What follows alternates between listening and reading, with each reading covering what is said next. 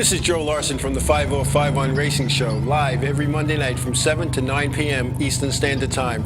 Watch as I dive into everything from NASCAR and motor racing, only on InRavio.com. InRavio.com.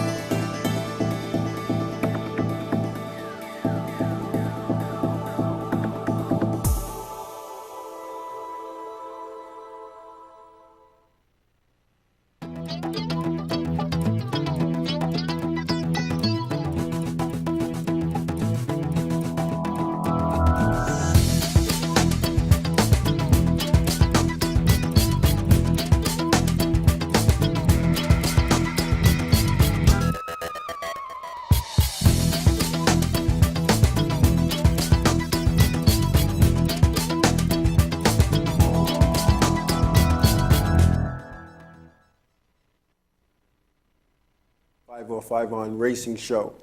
I hope everybody had a good week. I always say that because I really do hope you had a good week.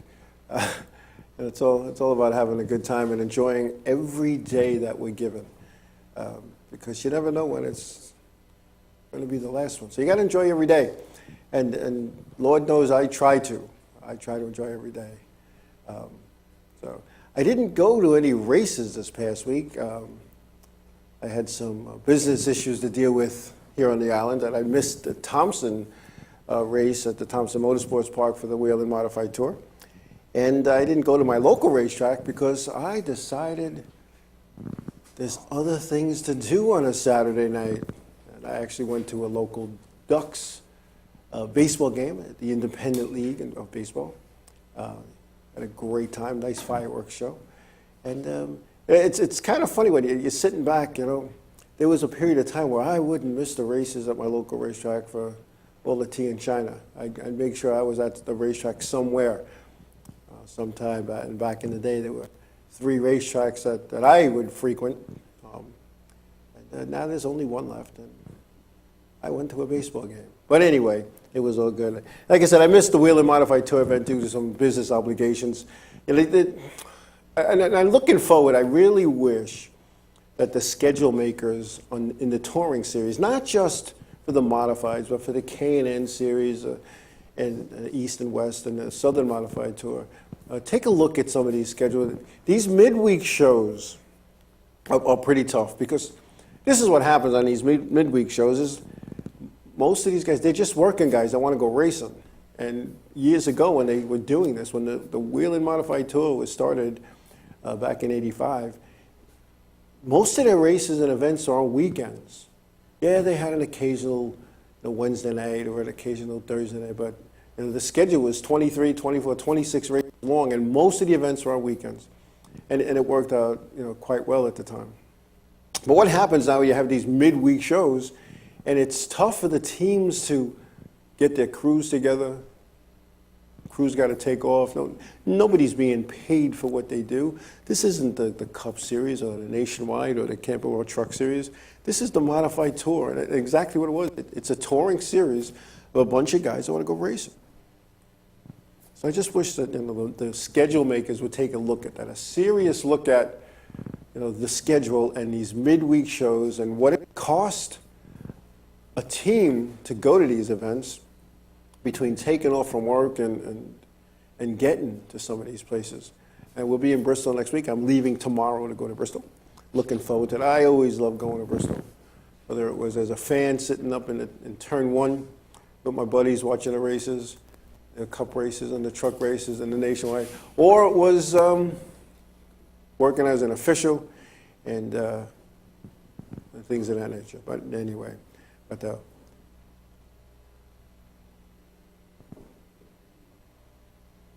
going there last year, when I went there for the first time in a long time that I went, there was actually the first event I went to that I was not an official.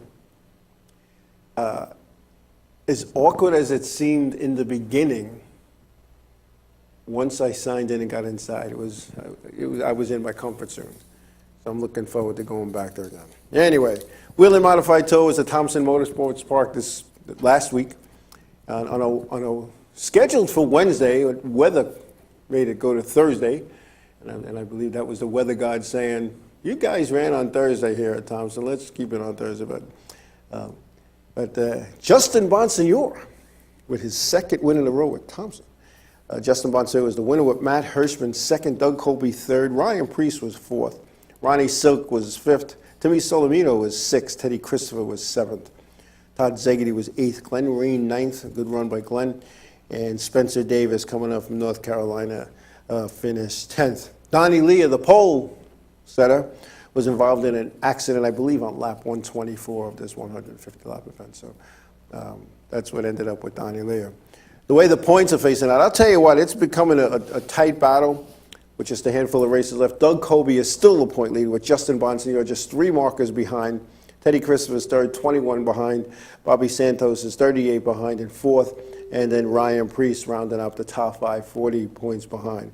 It's going to be interesting. And I'll tell you what, I don't know what Ken Massa and his team has done with the 51 car driven by Justin Bonsignore, but they seem to be on a roll.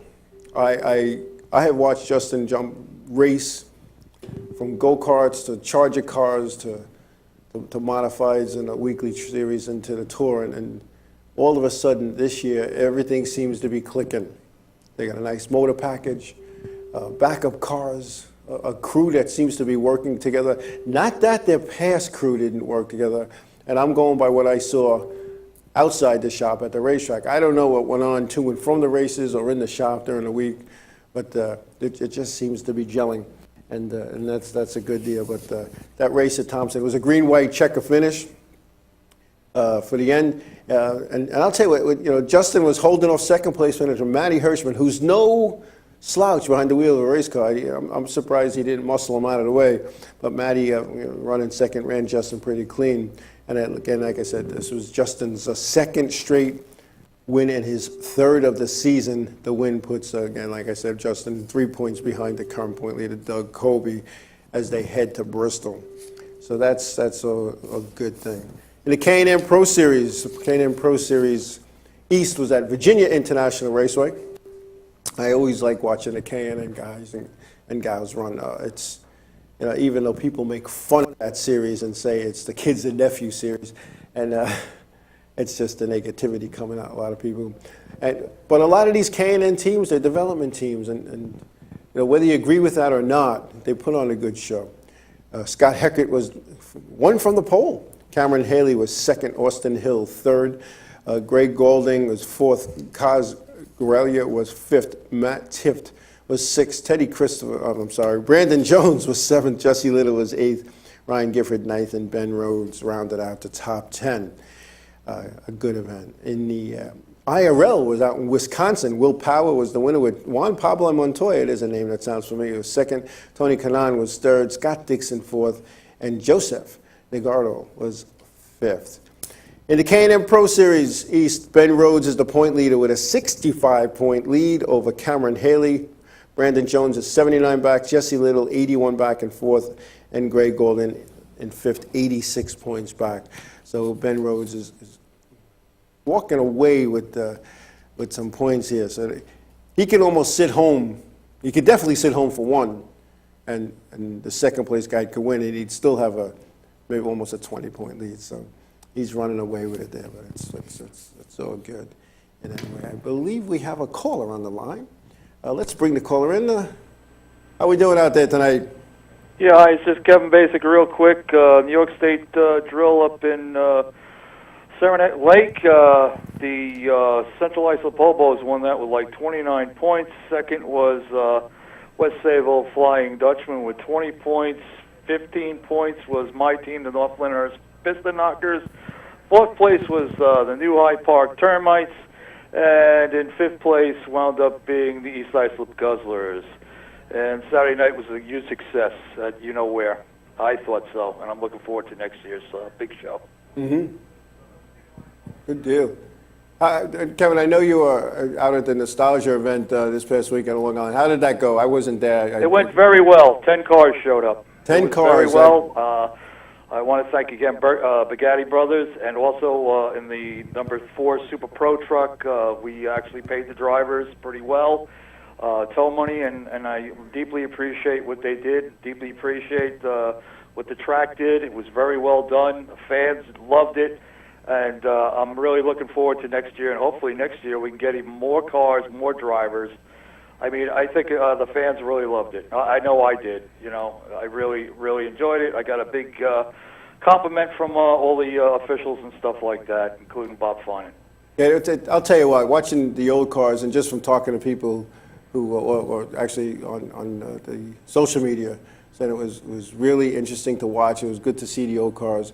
The Suffolk Association Figure Eight Racing Safer had their picnic on Sunday, and there was a couple of folks there talking about it as well. And you know, just sitting back and listening to the stories, it just brings you back to a time when racing was racing, and the race cars were driven by men who could beat and bang and push and shove on a racetrack, and then when it was all over, sit back and have a cold beer afterwards and laugh about it.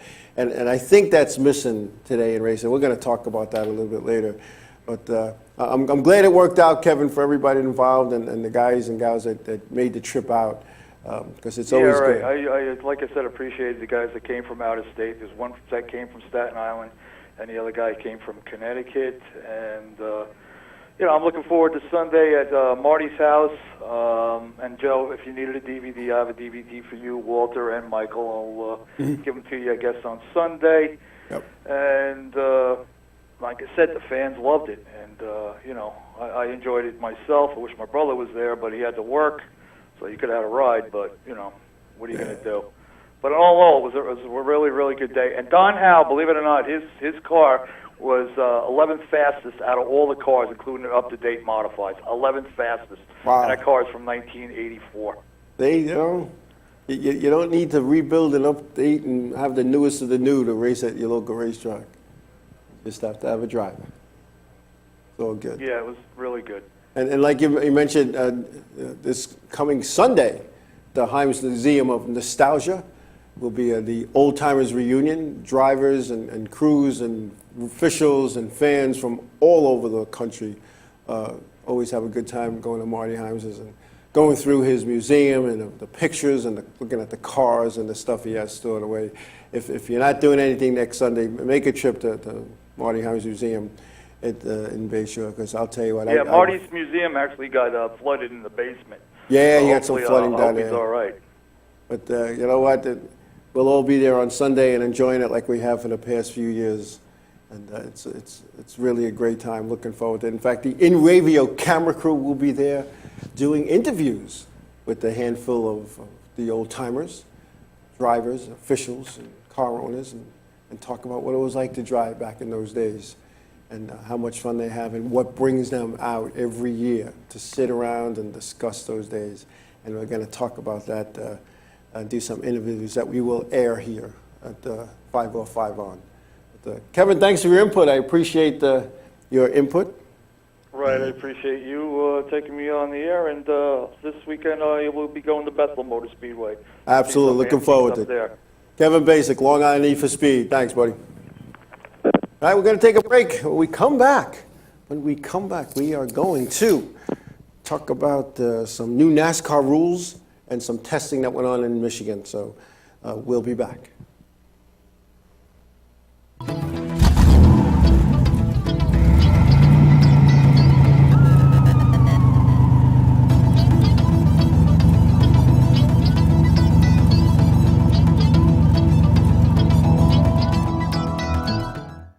The world of advertising has changed. Radio, TV, and newspaper revenues have declined drastically. Why? Because businesses have realized that advertising return on investment isn't what it used to be. So what can we do about it? Well, that's easy. Advertise online. Own a local restaurant, real estate agency, or even a national retail chain? Whatever your business, InRavio can get your message out there, and we can do it at a fraction of the cost. Call today and see the difference for yourself. This isn't TV. This isn't radio. This is InRavio.com.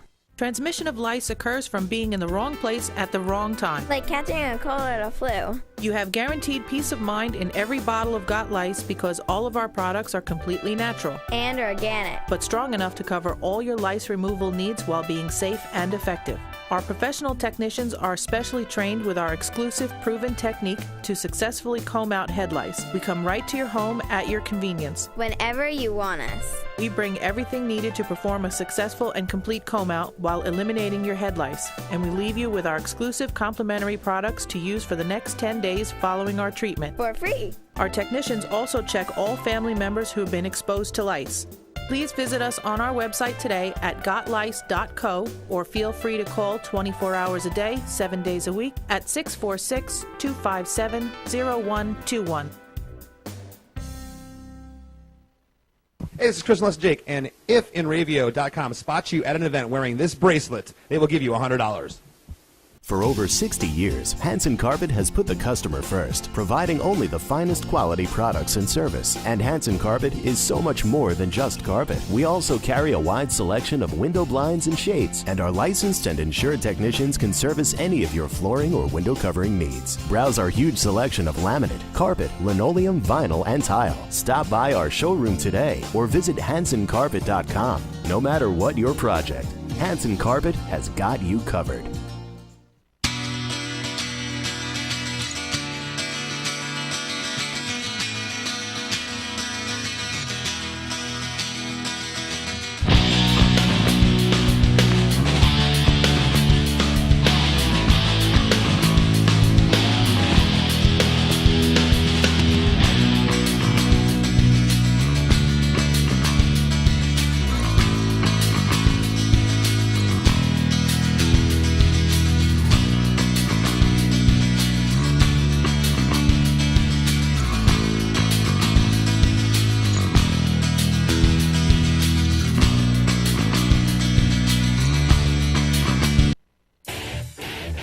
InRavio.com.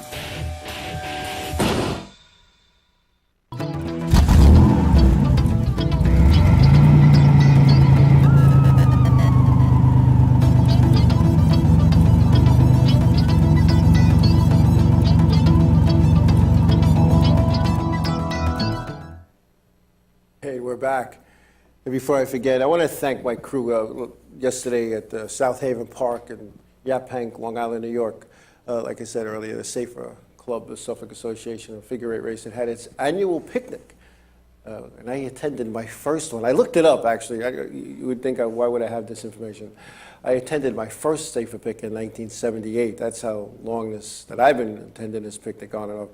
But I want to thank my crew, my modified tour crew, for taking a trip down from Connecticut, and some of them from the far reaches of Connecticut, I might add. My crew chief came down, one of my crew members, and what's coming to be my hauler driver. DJ, my crew chief, came down with his significant other. Darryl came down, my crew guy, with his wife and his daughter, I believe. Jay came down with his significant other. And we had a great time. And I want to thank my crew for coming out and supporting not only myself, but the Suffolk Association Figure Eight Racing and the Safer event. It was a trip for them to come down. It was like three plus hours to come up from Connecticut. But that's what my crew does. My crew has become a close-knit little family in the short time that I've been with them, although I have known them for quite some time, just through the modified ranks. So, and that's what it's all about. So, we had a great time, good food, and a big thanks to Joe Saraceno, who always puts this together, does a lot of running around with some of the wives and girlfriends of club members. the purchasing of the food and all of that kind of good stuff. So again, a thank you to Joe and his staff for putting that on. And my old buddy Sean Hansen, who did most of the cooking. Sean Hansen, a figure-eight car owner of 2 figure-eight stock cars. Both are parked at wherever they're parked. And for whatever reasons, they're not racing this year, but he will come back strong in 2015, I'm sure. But anyway, some NASCAR news. Oh, yes.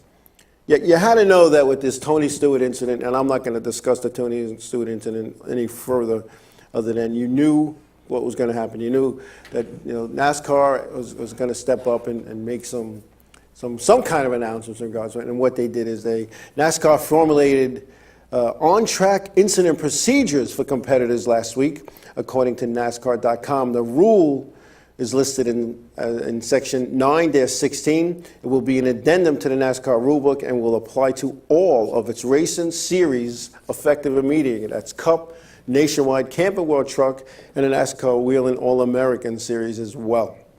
So if the racetrack flies a NASCAR banner and that series or that division is a NASCAR sanctioned event, these rules will go into effect. So basically, this is what it says. During an event, if a race car is involved in an on-track incident or is stopped on or near the racing surface and unable to continue or make forward progress unless extenuating emergency conditions exist with the race car, for example, fire, smoke in the cockpit, etc., the driver should take the following steps. Shut off the electrical. Lower the window net if unhurt. And that's been a rule for as long as I can understand. Do not loosen, disconnect, or remove any driver safety equipment until directed to do so by safety personnel or a NASCAR or track official. After being directed to exit the race car, the driver should proceed to either the ambulance or other vehicle as otherwise directed by safety personnel or a NASCAR/track official. At no time should a driver or crew member approach any portion of the racing surface or apron. And at no time should a driver or crew member approach any moving vehicle. The penalty for this has yet to be determined. Now, we've all been to our weekly racetracks, whether it's New York, Connecticut, New Jersey, Pennsylvania, Florida, wherever our weekly racing is or takes place. And how many times in a night does a competitor get out of their race car after an altercation between cars of another competitors, or after being stuffed in the wall or crashing, whatever the case is? How many competitors get out of their car and just walk? Some walk to the infield, some walk to the pit area, some walk to a portion of the racetrack where they could throw their helmet or make a gesture. But how many times a night does this happen? If there's going to be suspensions involved, I'll tell you what, there's going to be a lot of empty pit areas, because this is going to be a hard rule to enforce penalty-wise, in my opinion. And this is why I say this. I had a conversation with a former race car driver who raced in the 70s, and we were talking about this. And what's happening today, and again, and I don't want to get all these nasty grams that I said this, but what's happening today is there's a lot of young kids racing, 14, 15, 16 years old. They have yet to learn the maturity levels and yet to learn how to deal with some of these frustrations. Now, don't get me wrong, I'm an old guy, and I've been around a long time, and I've been part of racing better parts of 5 decades. But I was one of those guys, man, you get out, you rip the belts off, you throw your helmet against the floorboards or whatever. It usually costs you a visor or something later on. But you get out and you're going to do something. You got to, because you're wound up. And, it's like at the end of a race when the driver's upset with another competitor and they want to go give him a bump and having a conversation with this former race car driver from the 70s and the 80s and the 90s. He had said that, we've all done it. We've all shown our displeasure. You give a guy a little bump in the side and a bump or whatever. But some of these younger guys, they don't know when to hit the brake. They want to hit the guy. You want to show your displeasure. You get their attention, and you give them one of these or half a peace sign or something. But some of these guys, when you go barrel into a guy when the race is over and you cause damage where the car can't race again, I don't think 2 weeks, 3 weeks, 4 weeks, 5 weeks is a long enough suspension. I think as a part of your penalty, you should be suspended for a year and you should pay for the damage that you caused. And that'll stop a lot of this nonsense. But anyway, the guys getting out of the race cars, I just hope it's consistent. And I hope these guys don't get out of the race cars, whoa, I smelled gas, I smelled smoke or something. Because I don't want this to become where an official, especially at a weekly track, says, hey, that's my, my buddy, that's my cousin, that's my uncle, that's my boss, that's my aunt, that's my, and let them get away with it. If you get out of your doggone race car and when you're not supposed to, unless there's fire or smoke, I'm thinking you need to like lose a lot of points, because finding people don't work. Because these guys, some of them are racing for $100 to win, and they just bolted on $800 worth of tires. So money's not an object here. Why are they racing? They're racing for points to get that $20 trophy or $10 trophy or $5 trophy at the end of the season. So if you take 100 points away, you might get their attention. Just my opinion. I know, there was an old saying, opinions are like, nah, we can't say that. I don't have a bell. I don't have a bell, so we can't say that. But anyway, let's see. Today, the Cup teams are at Michigan testing potential options for the 2015 rules package. There's 6 configurations were scheduled today. When I say 6 configurations, different things, different downforce, different spoiler heights, different valance heights, air dams, and all kinds of stuff. 6 different configurations were scheduled today at the 2-mile track. Drivers that were in attendance or scheduled to go: Eric Almirola, Casey Kane, Matt Kenseth, Brad Keselowski, Jamie McMurray, Paul Menard, Danica Patrick, Ricky Stenhouse Jr., and Brian Vickers, and also Denny Hamlin.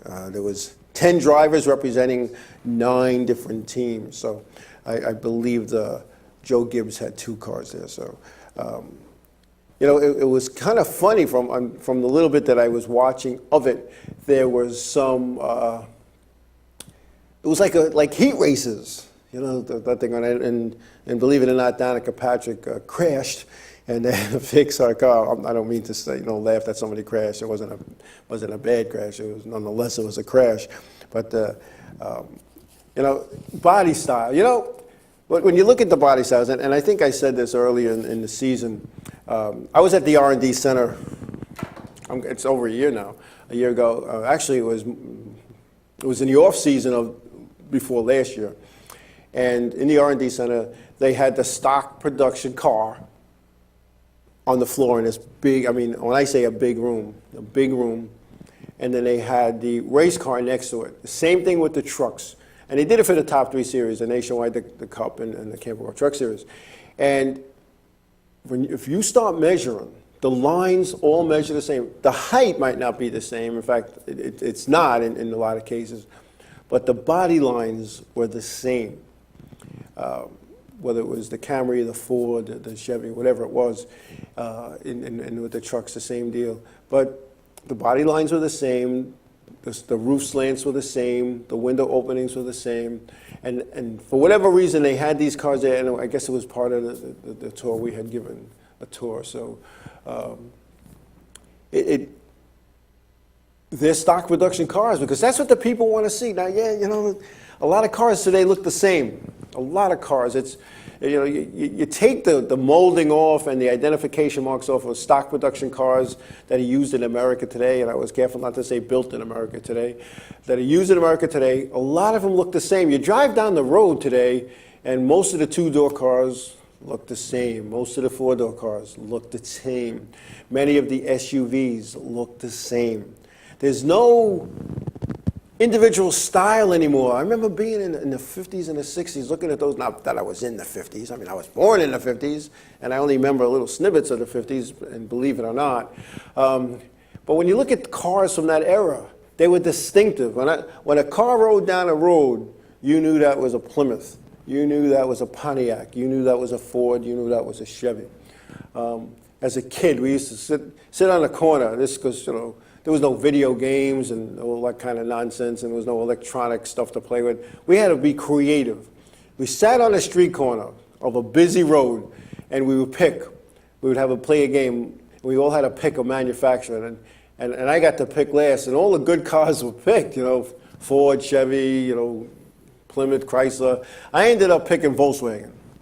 I'll never forget this night. It was sitting there on the corner, the street corner. Well, there must have been a Volkswagen club going somewhere, because who would have thought I would win? Because in this whatever hour period, you counted how many cars passed the corner of your make and model, or your make anyway. And I never forget, I picked Volkswagen, and I won that night. I won. People couldn't believe it, but like I said, there must have been a Volkswagen convention somewhere, because Volkswagens just came driving up and down the road. But you could tell the cars, they were distinctive. Today, you gotta read the markings on the back. You gotta, wow, that's a Camry. Oh wait, that's a Taurus. There's no distinction anymore, and I think that's what's happening in auto racing. It's not like years ago. It's not like the cars of the 70s and the 60s where they were so distinctive, and they were so what I came, like in the 70s, the muscle cars. You looked at a car and it looked fast, back in the day. But no more. They all look the same, and just like in racing, if it wasn't for the decals, and the light packages, in the Nationwide, you could tell the difference between a Mustang and a Camaro because of the decals in the back. But when you get down close, the lines match the stock production cars. So it's a good thing. But anyway, I believe they're talking about the Marty Himes thing. What are we looking at? Marty Himes, it's 10 a.m. Sunday. It's really good. And WJ, thank you, the uniqueness. And somebody's telling me the Ford Fusion and the Chevy Impala have no resemblance to the Camry. I'll tell you what, put them out on the racetrack in primer and have them run the backstretch, you'd be hard-pressed to figure out, unless you got better eyes than I do. I've been up and seeing these things, and I'll tell you what, they look pretty doggone close from the side. But that's only because they were made to NASCAR specs, and they were made to have the same downforce and the same wind flow and all that other kind of nonsense. Just my opinion.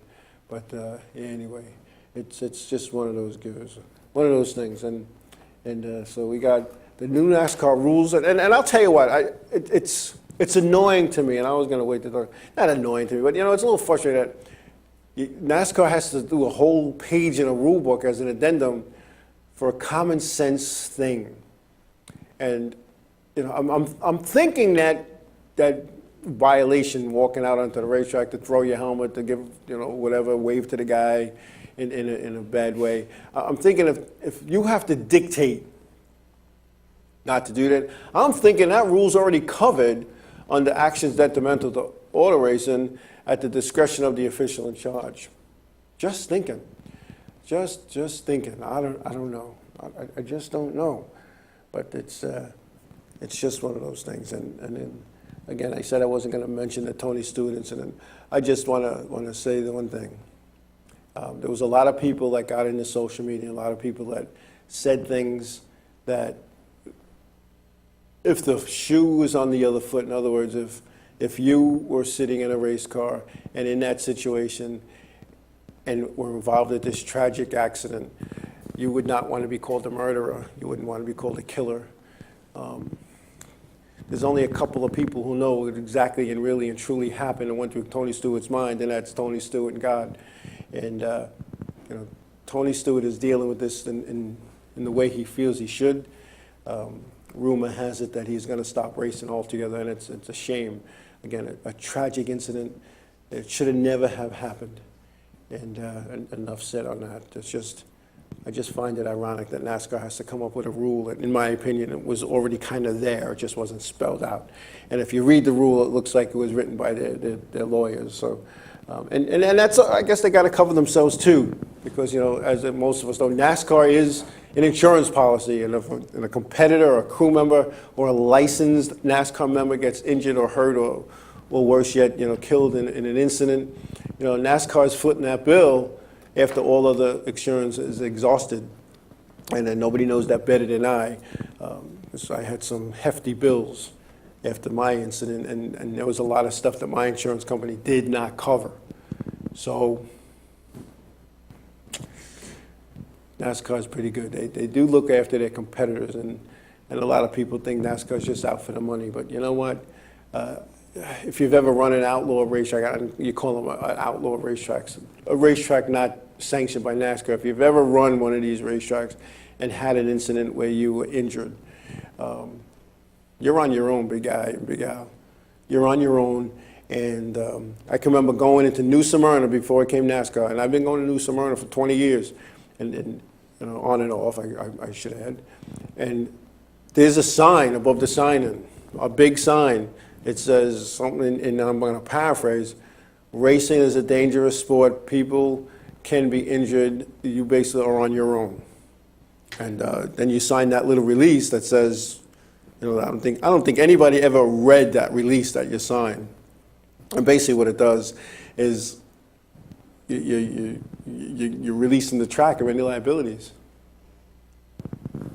Now, some lawyers will say you can't sign your rights away, but I don't know. You're going into some of these tracks where there's no insurance.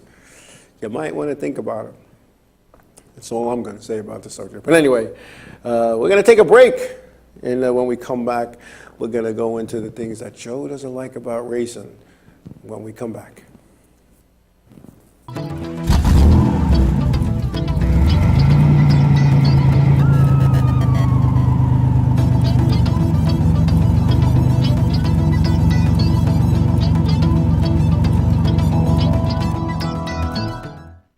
Hey, this is Chris and Les Jake, and if InRavio.com spots you at an event wearing this bracelet, they will give you $100.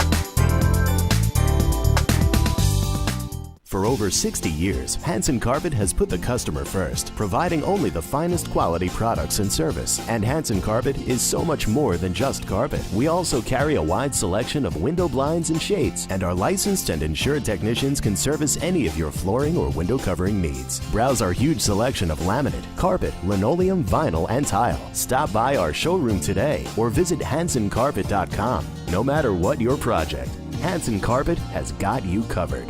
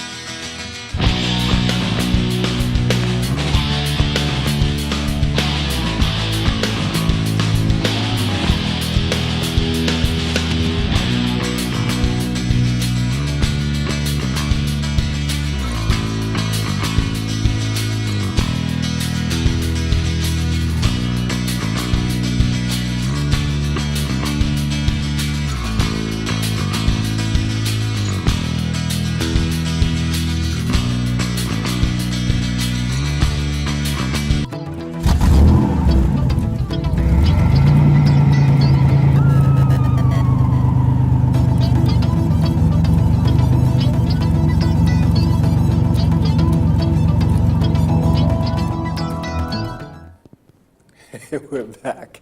You guys are wacky there. No, I try to catch up on the chat room discussion when we go to break, and now you guys are picking on my dog. What the heck? What's that all about? What's that all about? And yeah, there'll be dogs for lunch at Marty's, but there'll be burgers and dogs, all right? Not little designer dogs. So don't pick on my dog. My dog had a good time at the picnic.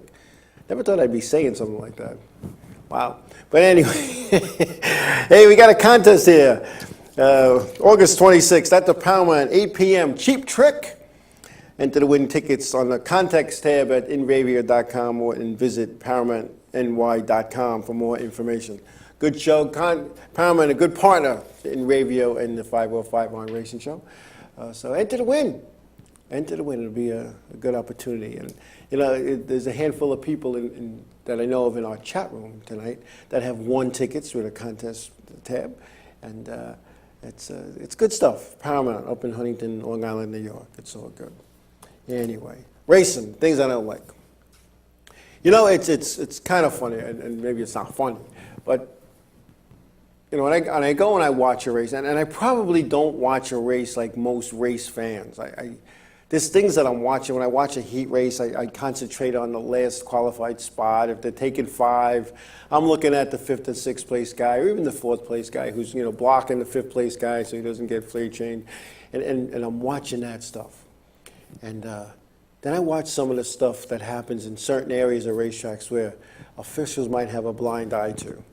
And not deliberately, because you know, even on a quarter-mile racetrack, you don't see everything as an official, and you know, you really need what we used to call cornermen, you know, a guy or a gal out there keeping an eye on things, and they have a private channel to call the head official and say, hey, you know, car number such and such, you know, this is what he's doing to so and so, and you know, because a lot of times on a racetrack when a car gets dumped per se, because I went to a drivers meeting a couple of weeks ago. For 2 reasons. One, I wanted to see what they had to say, and 2, it looks like that, you know, if I go race at this particular racetrack, I want to know what's going on. I don't want to end up like Justin Bonsignor, who didn't go to that drivers meeting in the beginning of the season that said, you have to go here, you go to the back. And shame on the officials for not saying, hey, look, you haven't been here in so many weeks, whatever.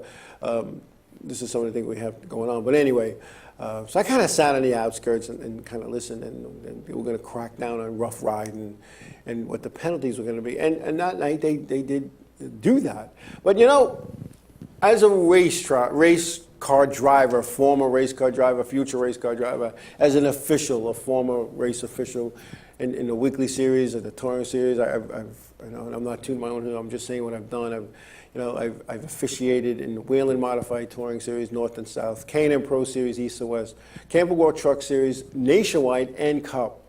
And not every incident that happens between 2 race cars on a racetrack is a penalizable offense. How's that sound?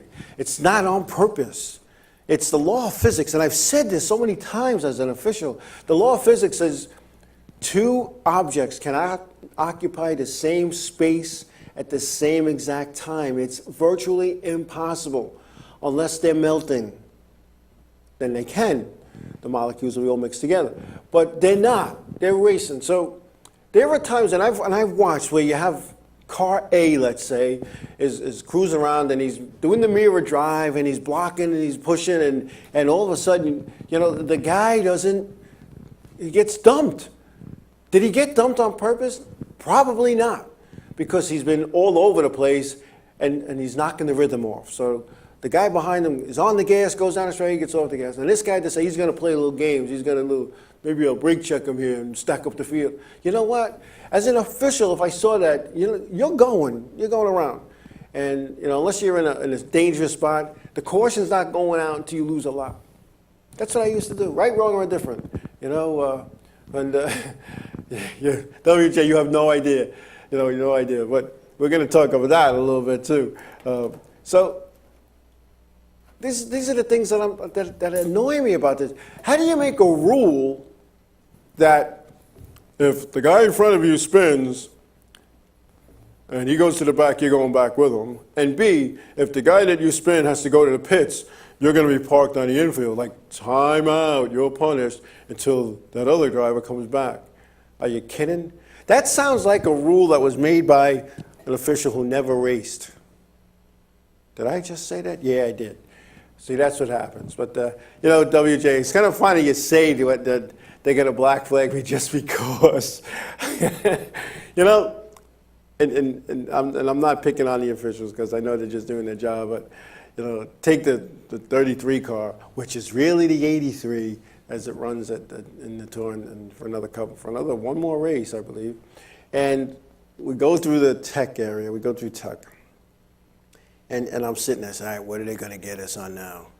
So I said, you know what? I'm looking at the officials and who has what station, who's doing wheelbase, who's doing tread width, who's got quarter panel heights, who's got, you know, chassis ride heights, who's got the scales, you know. I'm sitting there. Who's going to do the roof rake? And we're pushing up, and I'm saying, all right, what's going to happen is this. We're going to have a bad wheelbase when we get up there. I know it. So we roll up, and all of a sudden I look, and I go to the brake. They call it the smart end. It's the end that has the numbers on it, you know, the ruler.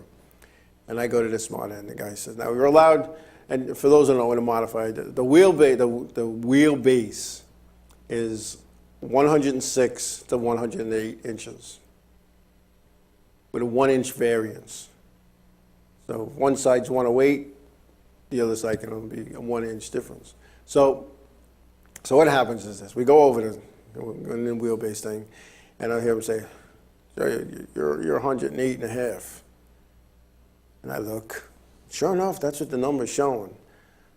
But then I look, and the guy who has the back end, he's all the way in the wheel, and the guy who has the front end, he's on the lip of the wheel. Now, that's not a straight line anymore. That's an angled line. So we all know an angled line is longer than a straight line. So what I do is not to cause any grief, because I promised my car owner that I would be very nice, and I try to be. I say, maybe we have a bent wheel. Let's roll the car. So we roll the car. We gain like a quarter. So I look at the guy in the back. I says, you know what? Why don't we try this? Why don't we both measure from the lip? Or both measure from the inner wheel. Because it's only measuring, it's center to center. But if one guy's in an angle, well, anyway. So I anticipate that stuff, WJ, I really do. Just like the open race at Thompson. You know, the official came over and said, he didn't just come over and say, we need to check the drive shaft. He came over and said, is this Joe's car? And the guy goes, yeah, we need the drive shaft. Now, if he just sort of came over and said, we need the drive shaft, I wouldn't have thought nothing of it. But you know, it's the stuff that's going to happen, and I'm prepared for that. I deal with it with a smile. And I got a good crew chief, and my crew chief knows how to speak to officials, usually. And except for the one time many years ago where, and I told the story at the picnic yesterday, and we're going to make this one a quick one, then we'll take a break. I'm on pit road, and I have my future team, which I don't know at the time. They're just a team that's out racing. And on pit road, I have both their cars at the time. So what I do is part of the pre-race thing, you go down and you pick out, all right, who's the crew chief this week? And oh, I am, okay, good. And I write it down. Or I say something like, who am I talking to? When is the situation? Oh, I am, whatever, okay, good.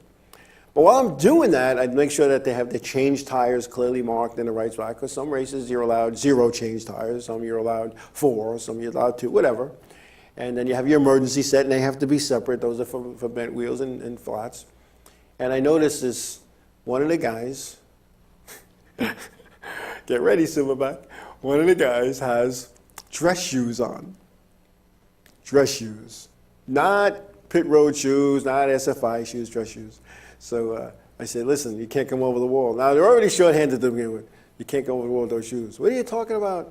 You know, I've been wearing these all year. Yeah, but I guess the guy who had, the official had you didn't catch that. I did. I can't let you go over the wall with those shoes.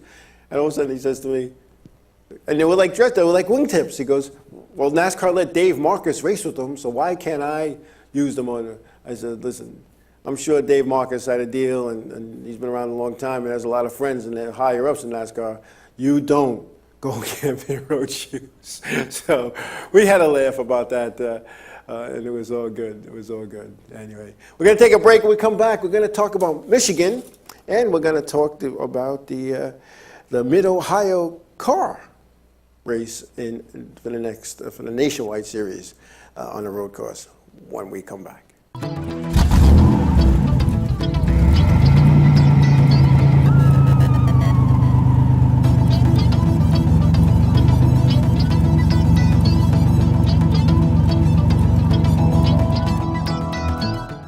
Transmission of lice occurs from being in the wrong place at the wrong time. Like catching a cold or a flu. You have guaranteed peace of mind in every bottle of Got Lice because all of our products are completely natural, And organic. but strong enough to cover all your lice removal needs while being safe and effective. Our professional technicians are specially trained with our exclusive proven technique to successfully comb out head lice. We come right to your home at your convenience. Whenever you want us. We bring everything needed to perform a successful and complete comb out while eliminating your head lice. And we leave you with our exclusive complimentary products to use for the next 10 days following our treatment. For free. Our technicians also check all family members who have been exposed to lice.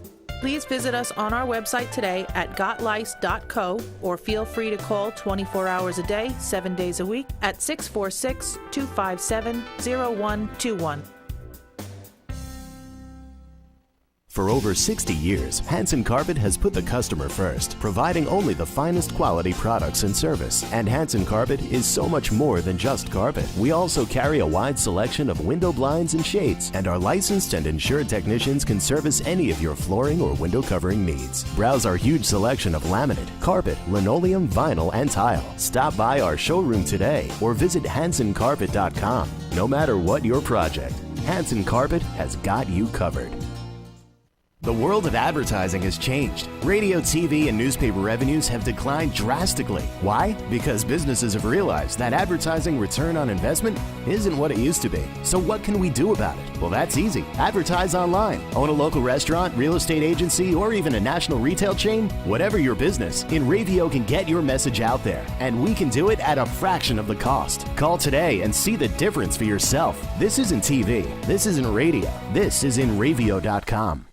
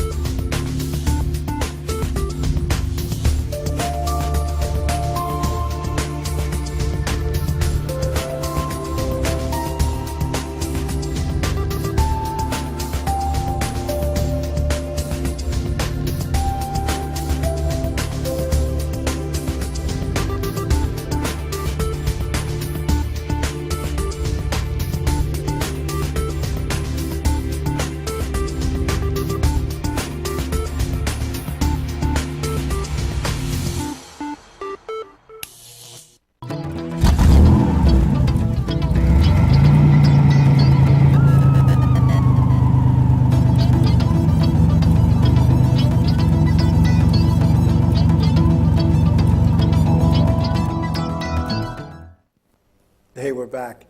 Yeah, we're talking about turn two. I'll tell you what, a couple of weeks ago, I was sitting up in the bleachers watching a race, and it's under caution, and the guy sitting near me says, goes, man, he's like this, I gotta do it. He goes, this is good stuff, man. The cars look like they're going in slow motion. Meantime, they were under caution. I just had to say that. But anyway, it was good. It was good. Oh, man. They're talking about the turn one Cowboys. Yeah, I thought they were girls. I thought they had girlfriends. But anyway, yes. What do we got going on? All right, the trucks in Michigan. Johnny Sauter was the winner. Matt Crafton second. Ron Hornaday Jr. third. Taylor Mawson was fourth. Kyle Busch fifth. German Quiorga Jr. was sixth. Timothy Peters was seventh. Jeb Burton eighth. Joey Coulter ninth. Joe Nemechek 10th. Ryan Blaney, the pole sitter, finished 21st, 2 laps down.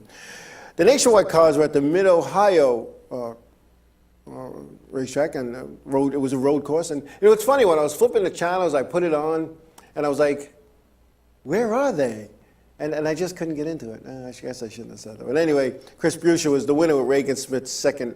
Brian Scott was third. Chase Elliott fourth. Alex Cagliani was 5th. Justin Marks was 6th. Elliott Sadler 7th. Dylan Kozlowski was 8th. Trevor Bayne 9th. Dakota Armstrong was 10th. Sam Huinas Jr. Was the pole sitter.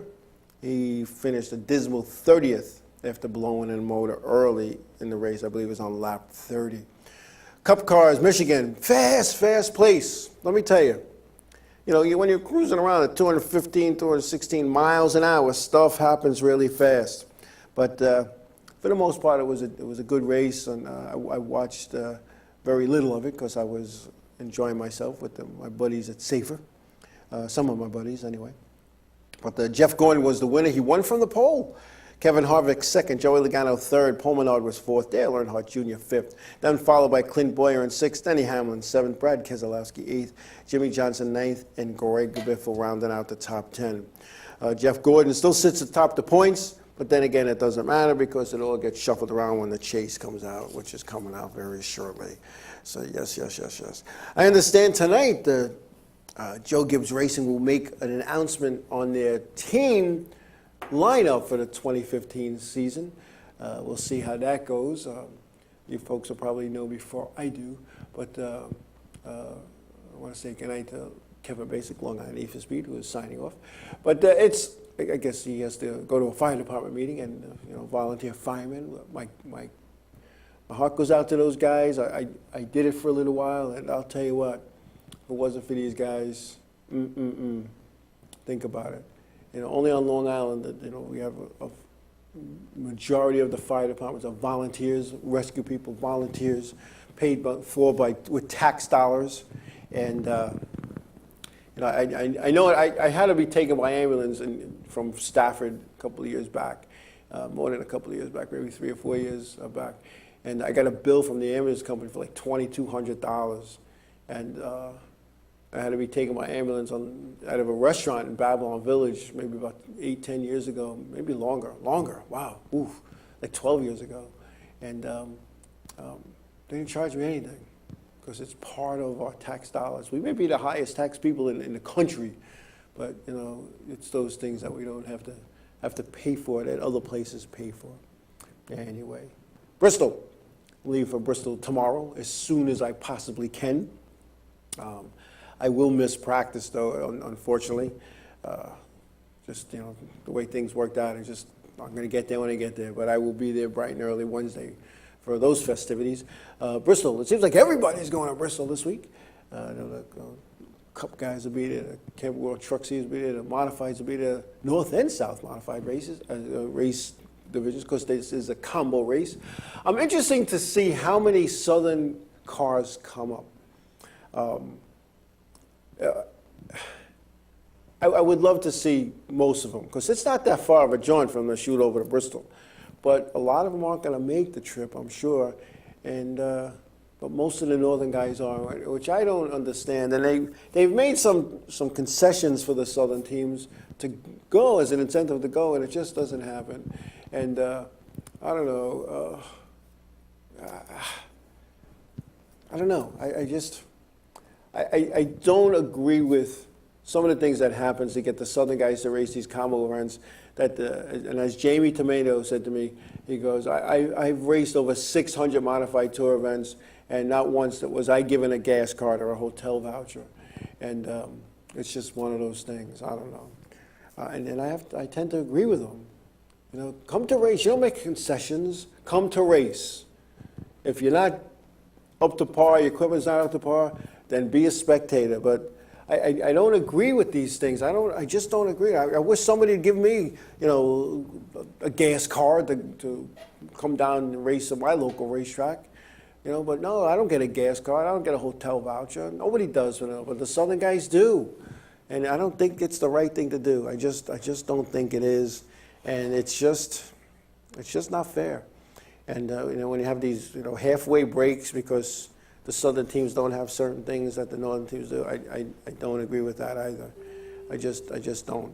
And it's just one of those things that this is what annoys some team owners. And upsets some guys and gals, and I don't know. It's just what it's it's a tough deal, and I don't know. But anyway, I believe we're going to wrap up. But for those of you who are going up to Bristol or going down to Bristol or up, if my friends down south that are on the show, please be careful. And enjoy, have a great time. I know I'm going to have a good time. I know it's a long trip to go work a race, but I got to support my team. And, our team has enough trouble getting a crew together for the race in Connecticut. So, a race in Bristol, we're kind of shorthanded in these midweek races. So, anyway, we're going to take a wrap up now. I want to thank everybody for taking the time out to come on tonight. I know some of you folks, this hour thing seems to go very fast, but it's just one of the things you have to do. Change sometimes is good, and we have reasons for the reason. Reason for the reason. Does that make sense? Reason why we went to an hour, and maybe someday down the road you'll understand it. But anyway, again, thank you everybody for taking the time out, for your input and being a part of the show. Please be safe this week in any endeavors you're going to, whatever racetrack you're attending, please be safe. Tell somebody you love them. God bless you all, and we'll see you next week.